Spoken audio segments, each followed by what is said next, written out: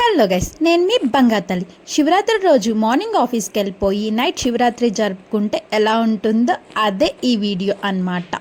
ఇక వీడియోలోకి అయితే ఈవినింగ్ అవ్వగానే ఆఫీస్ లాగౌట్ చేసేసి గబ్బగబ్బ పరిగెత్తుకుంటూ వచ్చి స్నానం చేసేసి గుడికి అయితే బయలుదేరిపోయాము. ఎందుకంటే ఈరోజు నేను ఉపవాసం కాబట్టి మార్నింగ్ నుండి ఉపవాసం చేస్తున్నాను. సో వెళ్ళి చూస్తే క్యూ చూస్తున్నారు కదా, ఇక్కడ నుంచి అక్కడి వరకు ఉంది. ఇప్పుడు నైట్ 12 టైము.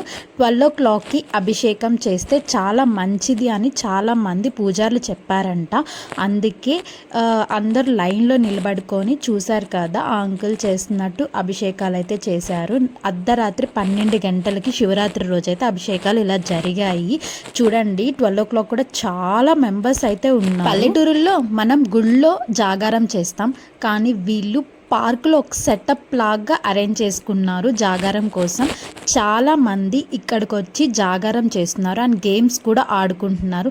చిన్న పిల్లల దగ్గర నుంచి పెద్దవాళ్ళ దగ్గర వరకు చాలామంది ఉన్నారు. నేను కూడా జాగారం చేద్దామని చెప్పి పార్క్లోనే కొద్దిసేపు కూర్చున్నాను.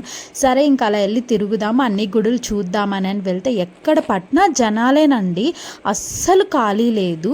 ఉపవాసం కదా అని చెప్పి ఆ రోజు ఈవినింగ్ డ్రాగన్ ఫ్రూట్ అండ్ పాలు ఇవి మాత్రమే తీసుకున్నాను.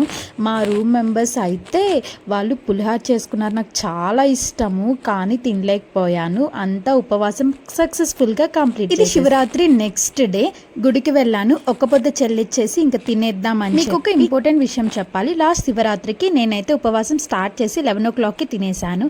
అండ్ ఈ శివరాత్రికి ఉపవాసం చేస్తానంటే మా అమ్మ అయితే అస్సలు ఒప్పుకోలేదు, కానీ చాలా ఫైట్ చేసి స్టార్ట్ చేశాను. అంతా ఆ లార్డ్ శివ నమ్ముకొని స్టార్ట్ చేశాను. ఫైనల్లీ సక్సెస్ఫుల్గా ఉపవాసం అయితే కంప్లీట్ చేశాను.